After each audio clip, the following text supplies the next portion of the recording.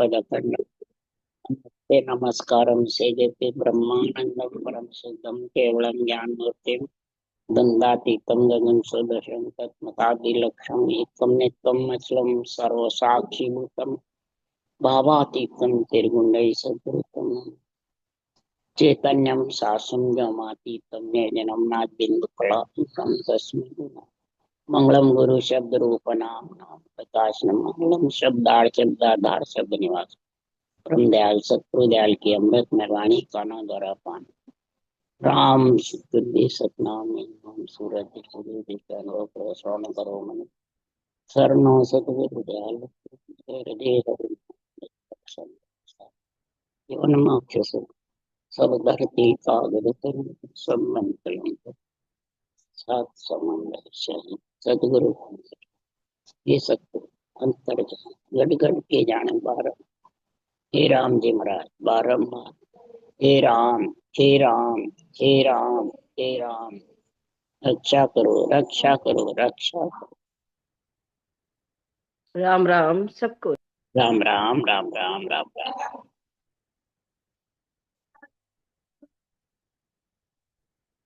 अथे उपदेश का अंक चालू है। सबसे पहले अपन को समझना है उपदेश किसको कहते हैं और किसके लिए कह रहे हैं और क्या करना। उपदेश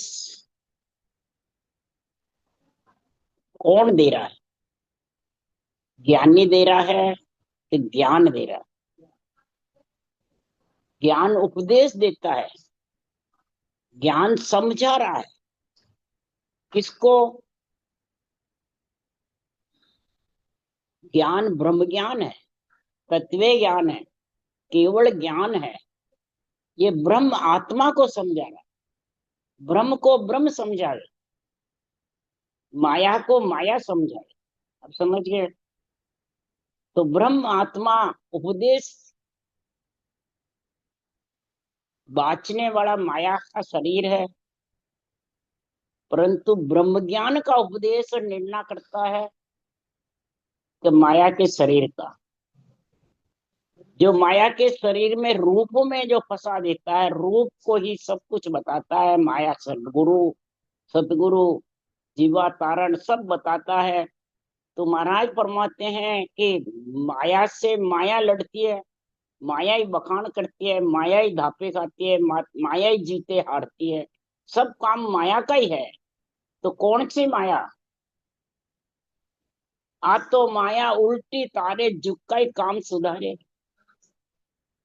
कौन सी माया? जुग का। कौन सा? शरीर का। शरीर माया और लक्ष्मी माया। शरीर का काम भी सुधारती है और लक्ष्मी भी कार्य सुधारती है। तो ये तो तारने का काम करती है क्या फंसाने का करती है? तो ब्रह्म भक्ति करके और ब्रह्म ज्ञान का उल्लेख करो, ब्रह्म ज्ञान का उपदेश करो कि माया के शरीर का ब्रह्म ज्ञान का उपदेश करो और निर्णय करो कि ब्रह्म ज्ञान केवल ज्ञान तत्व ज्ञान के क्या रहा। तब ब्रह्म आत्मा के ब्रह्म परमात्मा में मिलने का अंग बनेगा। ये समझे? वो कैसे बनेगा, कब बनेगा? वो गीता यही ज्ञान दे रही है। कृष्ण भगवान की गीता जो है, जो गीता का उपदेश दिया है अर्जुन को, तो कृष्ण भगवान को गीता का उपदेश सब शास्त्रों में सार है। यही सुखराम जी कह रहे हैं, मैं साख गीता की भाकू, गीता की मैं सारी साख इसमें निर्णय कर रहा हूं। क्यों? कि आज जीवन में ग्रस्त में रहा, ग्रस्त का सारा कार्य किया, ग्रस्त का देव ऋण ऋषि ऋण पितृ ऋण चुका के और आत्म चेतन से ब्रह्म ज्ञान केवल ज्ञान धारण करके और आत्मा को परम पद में मिलाया। और शरीर जो जुग का है वो जुग को सौंपा हुआ है। समझ गए? यही कृष्ण भगवान ने किया। कितने रानियां थी, कितने ही कार्य किए, सदा ही कृष्ण भगवान बालक रूप बने रहे। बोलो क्यों बने? बालक रूप ही रहे कृष्ण भगवान। सभी तो कहते हैं कि इतनी रानियां होते भी कृष्ण भगवान बैरागी थे। तो उसका निर्णय क्या कि ये ब्रह्म ज्ञान बालक रूप में कर सकता है। बालक ब्रह्म स्वरूप है। भर यौवन में जीव जो अपने शरीर की जवानी दिखाता है वो जीव है। शरीर जवानी किस में आती है? नरदेह में। समझ गया? और बालक रूप किस में रहता है?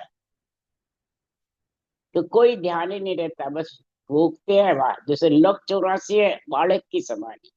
उनको कुछ नहीं, शुद्धि बुद्धि, बस खाना और सोना बस। और जहाँ बेचते हैं वही उसी में मस्त है। और देवता योनि बूढ़ापा है। समझ गया? तो बालक ब्रह्म स्वरूप है, ब्रह्म के समान है। तो पंच तत्व धारण करके बालक की जैसे रहता है। कब रहेगा बालक की जैसे? कि उपदेश कथा संगत में जाता है तो जाने वाला बालक रूप रहना चाहिए, वाचने वाला उपदेश देने वाला बालक रूप होगा। जब वो समझेगा, बालक रूप बिना ब्रह्म ज्ञान, ब्रह्म भक्ति, ब्रह्म केवल भक्ति को समझ नहीं सकते। अब समझ गए? बालक रूप होने कृष्ण कैसे? एक ही सबसे पहले निर्णय बताया, कर्म करते जाओ, फल की इच्छा मत रखो। ज्ञान है। तो उसका अर्थ क्या, निर्णय क्या? कि कर्म फल, ज्ञान फल, भक्ति फल। कोई भी कथा में जाता है, फल की इच्छा करता है। धन होए, पुत्र होए, संपत्ति होए, मान सम्मान बढ़े, जगत में मैं ऊंचा कहलाऊं, बड़ा कहलाऊं, खूब अच्छा कहलाऊं। तो वो फल की प्राप्ति है कथा में जाकर के। और कोई भी इच्छा रहती है घट में, बिना परमात्मा की भक्ति के, वो सब फल की इच्छा। अब समझ गया? हाँ, नहीं इच्छा करोगे तो भी विचार रहेगा मैं भक्ति कर रही हूँ, ये सुख होना चाहिए। सुख की इच्छा भी फल है। हाँ, सुख की इच्छा भी फल है। तो महाराज फरमाते संगत में जाके जब सुख की इच्छा नहीं होती है तो उसको आत्मज्ञान ही प्यारा लगता है, ब्रह्म ज्ञान ही प्यारा लगता है, केवल भक्ति प्यारी लगती है। तो वो कर्म योग, ज्ञान योग, भक्ति योग का ढूंढ करेगा। कर्म योग, भक्ति योग, ज्ञान योग। योग में और फल में कितना फर्क है? योग दो से होता है और फल एक से। तो योग स्त्री पुरुष का चाहिए कि पुरुष पुरुष का, स्त्री स्त्री का? स्त्री पुरुष का योग। जैसे शरीर तेरा प्रकृति है और आत्मा ब्रह्म है। आत्मा शिव है और शरीर पार्वती। अब समझ गए? आत्मा शिवलिंग है, शरीर जलेरी है। नहीं समझे? तो जोड़ा स्त्री पुरुष का है, शिव शक्ति का है कि पुरुष पुरुष का है?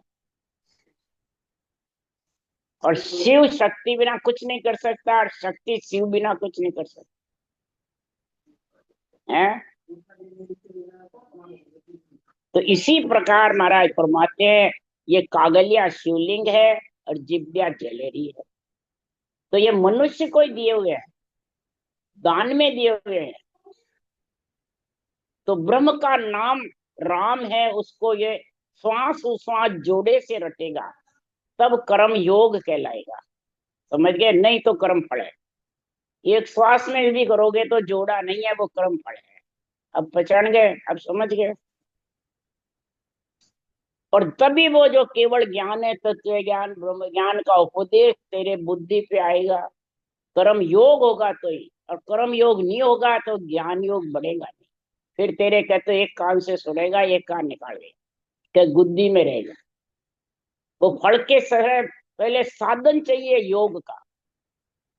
कहीं भी जाओ, ये भेद विधि तरीका नाम रटने का कौन बताता है? और कोई बताता है महापुरुषों की वाणी सुन के धारण करके भी, तो वो नवदा को काट देता है, नवदा से घृणा करा देता है और अपने रूप को पुजवाता है, रूप की महिमा करवाता है। मैं गुरु तू चेला। तो वो नवदा से भी गया, 10वीं से भी गया, दोनों से गया। तो वो कर्म योग ज्ञान योग बैठा नहीं बैठे, कर्म योग है पर ज्ञान योग नहीं बैठे। और जब ज्ञान योग नहीं बैठेगा, केवल ज्ञान का योग अंदर, तब भक्ति योग बनेगा। नहीं तो भक्ति योग बनने वाला नहीं। सूरत शबद मन पवन योग, चारों मिलन संजोग, भक्ति योग यहाँ ते कहे। ये भक्ति योग का वर्णन है। और भक्ति फल का वर्णन अलग है। 3 लोक 14 वन में फल का है, योग का नहीं है। योग का अर्थ ही चौथे लोक में ब्रह्मलोक परम पद में मिलने का है। ये जोड़े की भक्ति है। जोड़े रटे गम को साजे लेवे सासों सासा, तब महाराज तेरे तेरे उपदेश सार्थक बनेगा और तेरे अंग बनेगा। तब तू है आत्मा, जैसे कृष्ण बैरागी कहलाए, वैसे हे आत्मा केवल ज्ञान वैराग है, माया सुवारे, इनका आत्मा संग करेगी, योग तीनों प्रकार के, तब जाके वो संत कहलाएगी, बैरागी कहलाएगी, परमात्मा रूप बनेगी, राम सनई कहलाएगी। अब समझ गए? इसके पहले कहलाएगी कर्म फल से, ज्ञान फल से, भक्ति फल से कहलाने वाली है। तो आत्मा एकली कहा से कैसे जाएगी? इसलिए सदगुरुदेव समझा रहे हैं, तो नर देही पाई नरा जो उपजो संसार, तो ये सोदा शब्द सुनो के जो बारंबार। नरदेह पा गए हैं तो ये योग के समझ कर लो, बालक ब्रह्म स्वरूप की गुण पकड़ लो। महाराज फरमाते हैं बालक ब्रह्म स्वरूप, कौन सा बालक है? आत्मा जब योग का संग करेगी, ब्रह्म ज्ञान का, केवल ज्ञान का, तो वो बालक समान है, कन्या तेरा पति निरंतर आ जाए। वो बालक है। अवधु सो बालक हम पाया, वो बालक हमने पाया है। वो ब्रह्म स्वरूप है, ब्रह्म आत्मा को परमात्मा में मिलाने वाला है। ये शब्द का सौदा है, मेरे उपदेश दे रहा हूं। ये ज्ञान शब्द का सौदा है कि ज्ञानी का सौदा है। इसको सुन करके और नर तन बड़ो पधारत पायो, भजन करो नर नारी, सिमरन जिसा बीसरा सौदा पशु संज्ञा ले धारी। अगर ये योग का सिमरन का गुण भूल गए, समझ नहीं पाई, बुद्धि पे विवेक नहीं आया, तो वापिस पशु संज्ञा लख 84 छूटने वाली नहीं है। इसलिए सदगुरुदेव समझा रहे हैं कि श्वासा रतन पराई पूंजी, सिमरन सौदा कीजिए। श्वासा रतन है, एक एक श्वासा अमोल है, हीरे के समान है। ये पराई पूंजी है, ये तेरी नहीं है, तेरे अंदर आगे कुछ ऐसा, ये पराई पूंजी है। सिमरन का सौदा कर लोगे तो सदगुरुदेव फरमाते हैं, ये सौदे के लिए ही तो मैंने ये ग्रंथ बनाया। ये कर्म योग, ज्ञान योग, भक्ति योग का गुण समझाया है। इससे शर ब्रह्म, शर्म ने रूप, ब्रह्म ने आत्मा, अक्षर ब्रह्म परमात्मा का, ब्रह्म का नाम, और ने अक्षर ब्रह्म अगर तू जोड़े से रटेगा तो ने अक्षर ब्रह्म परमात्मा तेरे को लेने को विधेय मंडल से आ जाएंगे। इसके लिए मैं ये ग्रंथ तेरे को भांत भांत के, ये ज्ञान ब्रह्म ज्ञान केवल ज्ञान समझा रहा हूँ कि मैं व्यापारी ज्ञान का और बिनज नहीं कोई। जे तुम चाहो मोक को तो ज्ञान बिनज लो जो, ज्ञान बिनज लो जो एक कसर राखो मत कोई। जो चाहे सो ज्ञान आन बूझो मुझ भाई, सुखराम ईशा देवाल है कोई ले वनहार। अमर लोक ले जाव सो जिनमें तेर नशा। ये मेरा केवल ज्ञान अमर लोक लेके जाएगा या ज्ञानी लेके जाएगा? व्यापार यहाँ ज्ञानी का नहीं बता रहे सुखराम जी, ज्ञान का बता रहे। और ज्ञान का व्यापार, जो ब्रह्म स्वरूप आत्मा अपने को ब्रह्म समझती है और बालक रूप रहती है। त्रिलोकी नाथ कृष्ण भगवान 16 कलाधारी बालक रूप ही रहे, किसी से भी बड़े नहीं बने। त्रिलोकी नाथ तो बड़े बड़े चपरासी की जैसे रहे, नौकर की जैसे रहे, सारथी की जैसे रहे, इन्होंने रथ चलाने वाले बन गए, परंतु रथी नहीं बने। और काम सारा किसने किया? त्रिलोकी नाथ ने है। तो इधर जितने भी केवली भगवंत आए, चाहे नित्य अवतार आए, चाहे निमित्त अवतार आए, महाराज फरमाते हैं सारथी रहे सब। सुखराम जी देखो सारथी रहे, मैं सतगुरु का खासा चाकर, सनद दिवे गुरु मोहि रे, अनंत हंस में ले उधरो लासन लीजो जन लोई रे। मैं कौन? ये केवल ज्ञान, व्यापार मेरे ज्ञान का है। नज व्यापार जो भी है मेरे ज्ञान का है। महाराज फरमाते हैं ये व्यापार, ज्ञान का व्यापार तेरे को परम पद में ले जाता है। इस ज्ञान का मैं नौकर हूँ, नौकर। चाकर यानी चाकरी करने वाला, यही कृष्ण भगवान बने। इसलिए सदगुरुदेव समझा रहे हैं कि कोई प्रकार की अगर तुम नरदही पा करके कसर रख लोगे तो अमर लोक जाने में फर्क हो जाए। सब शरीरधारी ज्ञानियों को मान देते हैं, राम जी की भी महिमा करते हैं, वो सांस सांस में भजन करते हैं, परंतु बुद्धि पे इस ज्ञान के व्यापार की समझ बिरला को आती। क्यों? क्या कारण? ज्ञान प्यारा लगता है, वाणी जी सुनते भी रहते हैं, संगत भी करते रहते हैं, परंतु ये व्यापार हल्का लगता है। कौन सा? ज्ञान का। ज्ञानी ऊंचे लगते हैं। क्यों लगते हैं? तो हमारे को ज्ञानी ज्ञान समझा रहे हैं, ज्ञानी ही हमारे को दे रहे हैं। ये समझ नहीं कि ज्ञान दे रहा है कि ज्ञानी दे रहा है। ज्ञान गुरु है कि ज्ञानी गुरु है, ये समझ बिरला के बुद्धि पे है। तो हर कोई के है, भजन करने वाले के भी नहीं है, नहीं करने वाले तो क्या समझे बेचारे। इसलिए सदगुरुदेव समझा रहे हैं कि मैं आयो संसार धार का रणिन सोई, सत्य लोक नर नार ले जाऊं सब कोई। मैं संसार में ये देह धारण करके क्यों आया हूं कि देही के बिना ये निर्णय ग्रंथ बना नहीं सकते, निर्णय कर नहीं सकते, कि सृजनहार ने भेजा मेरे को। तो जाओ मृत्यु लोक में, दुख सुख भोगते हुए भी मेरा हुक्म साधो। रामकृष्ण को भी सृजनहार ने भेजा है, और निमित्त केवली भगवंतों को भी सृजनहार ने। ये विष्णु से नहीं आए हैं, जिन्होंने भी देह धारण करी है सब परब्रह्म के पराक्रम से आए। रामकृष्ण भी परब्रह्मवासी कहलाते हैं, परब्रह्म खुद नहीं कहलाते। समझ गए? परब्रह्मवासी कहते हैं हम। तो इसलिए सुखराम जी महाराज के हैं, और जो आते हैं विष्णु से आते हैं और कार्य करके वापिस चले जाते हैं, वो मतलब नाशवान शरीर में नहीं आते। अब समझ गया? ये फर्क है। और जो नाशवान शरीर में आता है वो बिल्कुल नौकर की जैसे रहता है।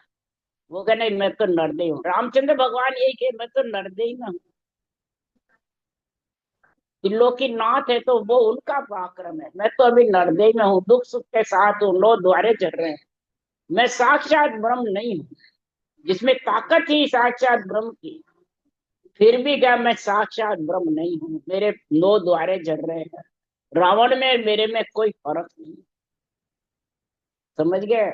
इसी प्रकार सदगुरुदेव समझा रहे हैं कि मैं नौकर बन के और सतलोक जाने के लिए मैं ऐसा व्यापार, ज्ञान का व्यापार लाया हूं। सब प्रकार के ज्ञान है मेरे पास, 3 लोक के भी है, चौथे लोक के भी है, कर्म फल के भी है, कर्म योग के भी। 3 लोक में जिसको रहना है वो भी ज्ञान मेरे पास में है, और चौथे लोक में जाना वो भी निर्णय मेरे पास। इसलिए सदगुरुदेव फरमाते हैं तो सुखराम कहे सतस्वरूप की आज्ञा मुझ होय, हंस हंस सब भेज दो, जग में रखो मत को। हंस हंस को भेज दो, जग में किसी को रखना नहीं, और राम जी का बिरद बनाना। तब सुखराम जी ने कहा, तो आपने कहा राम जी का बिरद बताओ, मैं मृत्यु लोक में आ गया, वाणी भी भांत भांत करके मैं निर्णय आपके पराक्रम से कर रहा हूँ, पर कयो न माने कोई भेद अर्था में नाई, किम तारू जग सेंग सोच मोटो मजवाई। कहना नहीं मानते, कोई भी इसको धारण करना चाहते नहीं है। क्यों? ये बैरंग पर्चों में नहीं है, अर्थों में मतलब सबको बैरंग पर्चे चाहिए। तो वो कर्म फल हुआ, कर्म योग हुआ, ये अर्था में नहीं है। कयो न माने कोई भेद अर्था में नाई, ये घट पर्चे हैं, बैरंग पर्चे नहीं। ये विधि सही जब रटना करते हैं तो इसमें घट पर्चे होते हैं, और जो करता है उसी के होता है, जो नहीं करते हैं उनको विश्वास नहीं। इस प्रकार से महाराज कह रहे, मैं कैसे आपको देश में आपके विरध को बढ़ाई, ये मेरे को मतलब चिंता हो रही है। तब सिद्धनाथ ने क्या कहा, अरे चिंता मते करो रे भाई, बिरध इधस्वती जगमाई। बिरध इधर बहेगा, आप चिंता मत करो। जो जो हंस तुम्हारा होई, सो तो कदे न बिछड़े भाई। जो जो हंस इस भक्ति को धारण करने वाला, उनके पुरवानी तीव्र होगी, वो कभी बिछड़ेगा नहीं।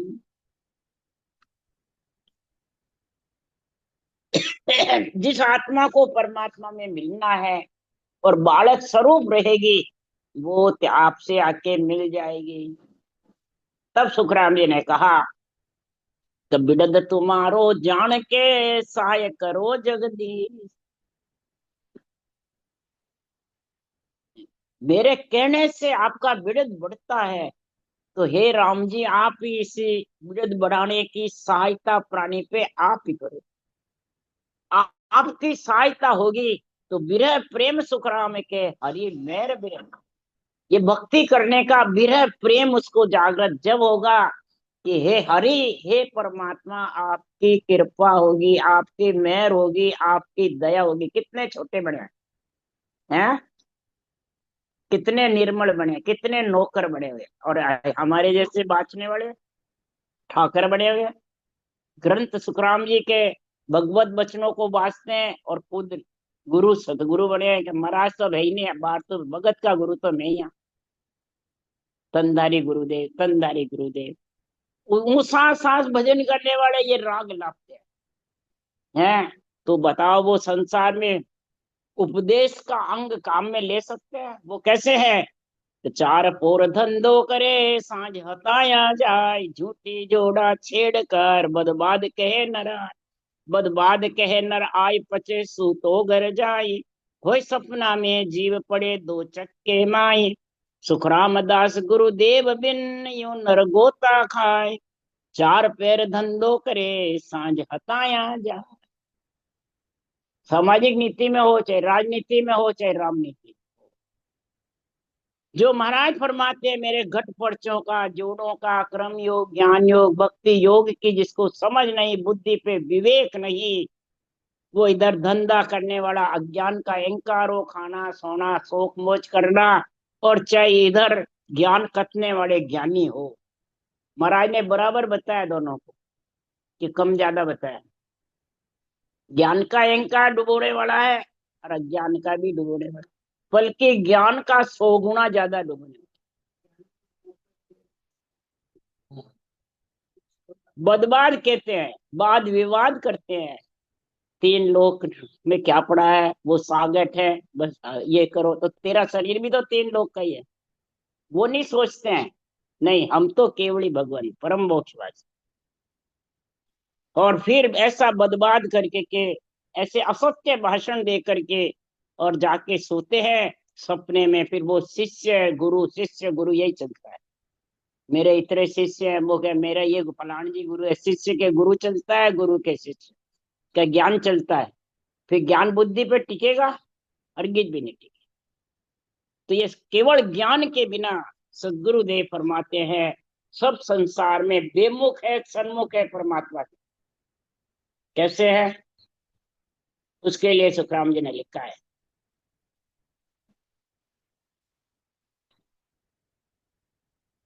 कि ऐसे करो विचार, उपदेश का अंग मैंने केवल ज्ञान सुन करके, और ऐसा अंग बनाना है परमात्मा में मिलने के लिए, ब्रह्म रूप बनना है।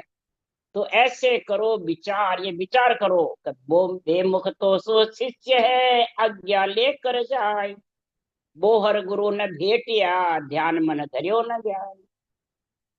महाराज फरमाते गुरु से बेटा यानी शरीरधारी से बेटा करता रहेगा, शरीरधारी के दर्शन की इच्छा करता रहेगा, धामों की इच्छा करता रहेगा, परंतु इस केवल ज्ञान को बुद्धि पे विवेक नहीं लाएगा। ये गुरु ने भेटिया, और न गुरु भेटेगा, ज्ञान को अंदर घट में नहीं लाएगा, तो वो सूरत शब्द का मेल होने वाला नहीं। नियंचर होते हुए भी उनको वो प्यारा नहीं लगता, वो पति नहीं समझते। तो समझते हैं अभी भजन करने वालों को ऐसी गति है 1999, तो मेहनत करके भी, प्रेम करके भी, वाणी सुनकर, वाणी बाँच कर भी, और सत्सबद की महाराज फरमाते महिमा नहीं समझते, न सृजनहार की महिमा समझते हैं, न केवल ज्ञान की महिमा समझते। क्यों? कि वो रूप की महिमा माथे में घुसी है, आन देवता की घृणा घुसी हुई है। ये दो घुसने से ये तीनों से वंचित है। तो वो शिष्य बेमुख हो जाता है, सन्मुख हो जाता है। क्या जी? बेमुख रहता है, वो सन्मुख नहीं हो सकता। सन्मुख कौन है? ये गुरुदेव को घर लाय के, महिमा करे अपार, से सन्मुख सुखराम के, कुण कर सके दूर। सन्मुख कौन है? इस ज्ञान गुरुदेव को बुद्धि पे लावे घर पे, और विवेक समझे, आध्यात्मिक निर्णय का अपार गुण समझे। तो महाराज फरमाते अपार महिमा करे निष्पक्ष निर्णय के, वो सन्मुख है, वो आत्मा परमात्मा में मिलेगी। सन्मुख का मतलब परम पद की प्राप्ति करेगी, उसको कोई दूर नहीं कर सकता शरीरधारी, कि कर देगा। ये सन्मुख और बेमुख की दो ही शाख जो समझ जाएगा, तो सदगुरु देव फरमाते हैं ये अज्ञान का अहंकार और ज्ञान का अहंकार से दोनों से अलग हो जाए।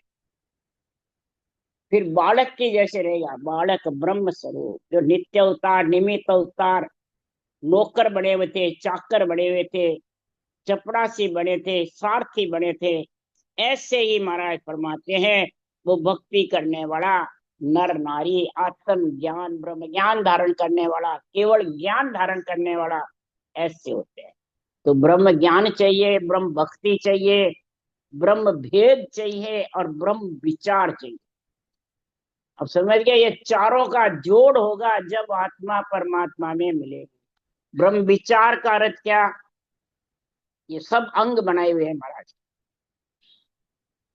ब्रह्म विचार यानी त्रिलोकी की आत्मा ब्रह्म नजर आवे, भूत प्रेत राक्षस देव सब में मेरी आत्मा है, जो ही उनकी आत्मा, उसको कहते हैं ब्रह्म विचार। आप ब्रह्म विचार का अंग पढ़ लो, उसमें सब यही बातें। ब्रह्म भेद ये कब होगा? कि ब्रह्म ज्ञान सुनकर के कर्म योग, ज्ञान योग, भक्ति योग, तीनों का योग बनाएगा, और खुद ब्रह्म स्वरूप बालक रूप बनेगा। तब वो बालक तेरे उम्र होगा, तब ऊसा सांस जबर रटना चलेगी, और ज्ञान की भी समझ आ जाएगी, वो ज्ञान योग भी बढ़ जाएगा, और फिर सूरत शब्द का मेल होके परम पद में आत्मा मिल जाएगी। तो बालक स्वरूप बनना पड़ेगा। फिर लिखा कि ब्रह्म ज्ञान से ब्रह्म भक्ति का गुण ऐसा आ जाएगा कि 12 कवड़ छेदन करके आत्मा गगन मंडल में घर कर ले। नहीं करेगी तो ये ब्रह्म विचार से ब्रह्म भेद आता है, ब्रह्म भेद से ब्रह्म ज्ञान आता है, और ब्रह्म ज्ञान से ब्रह्म भक्ति का गुण प्रकट हो जाए। तो नहीं होता है। तो ये चारों बुद्धि पे आने चाहिए। तो बुद्धि में आयोजन या कानों पे रहे तो कानों पे रहेगी तो एक कान से सुनेगा, दूसरे निकाल देगा। इसलिए सुखराम जी महाराज कह रहे हैं ये क्यों नहीं आता है, क्या कारण है, वो मरा लिखे। भाई सो घर गम सोच सोच छाड़ी नहीं आया, खेती भले निनाण खींच नहीं समझी खाया, खोटी हुए दिन एक सोच बूटा जिम खावे, आरो बिगड़ जाए सोच करना ही बुआवे, लाख बात वो सोच रे नाना विद नर लोय, दृग मानव सुख राम के भजन सोच नहीं हो। जिसके घर में पैसे की 99 का फेरा होता है, कम हो जाता है या चोरी हो जाता है या चला जाता है घाटे नफे में, तो चिंता फिक्र करता है, नहीं करता है। कई जने इस पैसे के कारण अपनी जान की हत्या दे देते। डाकू चोर आते हैं, वो पैसा ले जाते हैं तो खुद उसको रोकते हैं तो उनको खत्म कर देते, कि नहीं करते हैं। तो सब जगह पैसे की कीमत हुई कि श्वासा की कीमत। तो बताओ फिर भक्ति की कीमत तो श्वासा से है, पैसे से है। पैसे तो तेरे श्वासा रहेंगे, तो रहेगा तो और कमाया जाएगा। तो सोच किसका करना। बकरी पशु कोई भी घर नहीं आता है तो सोच करता है, निनाण अच्छी नहीं होती है तो सोच करता है, समधी आता है और उसकी मनवार अच्छी नहीं होती है तो सोच करता है। इसी प्रकार सदगुरुदेव फरमाते कोई आराम मोसर करता है, उसका परिवार वाले इतने मैंने समाज वाले महिमा नहीं करते तो सोच होता है, ये आराम मोसर महिमा के लिए तो करते हैं, परंतु लाख बात का सोच कर लेते हैं, परंतु नरदेय पा करके ये 100 रुपये पूंजी खाली जा रही है उसका सोच नहीं करते, तो करते हैं, उसका सोच नहीं करते हैं। इसलिए सदगुरुदेव समझा रहे हैं कि सोच तो नरदेय मिली है तेरा आत्मा को परमात्मा मिलाने के लिए, 100 रुपये पूंजी राम जी के लेखे देने के लिए, ये उधारी मिली हुई है। तू तो जानता है मैं बड़ा हो रहा हूँ, और महाराज कह रहे तू छोटा हो रहा है। 100 रुपये पूंजी खुट रही है। एक एक श्वास कबीर साहब ने कहा, कहता हूँ कह जात हूँ, कहा बजाऊं ढोल। अरे श्वास उश्वास में जात है, 3 लोक का मोल। क्या बोले कबीर साहब, कह रहे 3 लोक का मोल जा रहा, एक श्वास तेरे राम जी के बिना खाली जा रहे हैं। अब बोलो 70 करोड़ से भी 3 लोक का मोल ज्यादा हुआ कि नहीं हुआ। 3 लोक में तू सारे घूम फिर कर आ गया, और एक श्वास यहाँ तेरा खाली गया, 3 लोक में घूमना फिरना है। और अगर ये एक श्वास तेरा राम जी के लेके चला गया तो 3 लोक का मोल तेरे को बिकना नहीं पड़ेगा, 3 लोक में तेरे को बिकना नहीं पड़ेगा, पुण्य पाप का संग नहीं करना पड़ेगा। दोनों का संग छूटेगा जब भी तो तेरे 3 लोक छूटेगा, नहीं तो कैसे छूटेगा। तो श्वास से तेरे नवदा भक्ति हो जाती है, सुरगुण भक्ति, परश्वास से निर्गुण हो जाती है। और जब परश्वास की गिनती होती है तब इसमें पुण्य पाप नहीं बनता है। ये खास अहिंसा परमो धर्म है, समझ गए। उस श्वास में बाहर हवा नहीं निकलती है, उस श्वास अंदर के अंदर उच्चारण होता है, और कागलिये की मूंगती लग जाती है। अब समझिए, तो उस श्वास से पुण्य पाप नहीं बनता है। वो करनी कर, वो कर्म कर जिससे पुण्य पाप नहीं बने। पुण्य पाप बनेंगे तो फल भोगना पड़ेगा। इसको कहते हैं कर्म करेगा फल की इच्छा मत। अब समझ गए। और आप जानो कि हम श्वास के आधार से मन विचारों से कुछ भी करें, हमारे कर्म खत्म हो जाएंगे। कर्म खत्म होने वाले नहीं है। पुण्यवानी बन जाएगी, पाप खत्म हो जाएंगे, परंतु कर्म तो जब तक करवत नहीं चलेगी, सांसों सांस ब्रह्म के नाम की लिबल सिमरन नहीं होगा, तब तक कर्म कटने वाले नहीं है। अब समझ गए। कहते हैं 70 करोड़ नाम आता है, परंतु उश्वास में होता है जब आएगा, तो उश्वास नहीं आएगा जब आएगा। तो ये जितने भी हमारे जैसे ज्ञानी तो उश्वास थका के बैठे हुए, तो उश्वास हमारे थक गया। बस अब परसों भी वो आए सत्संगी तो यही कह रहे थे, बस चितवन करते हैं, अंदर से चितवन करते रहते हैं।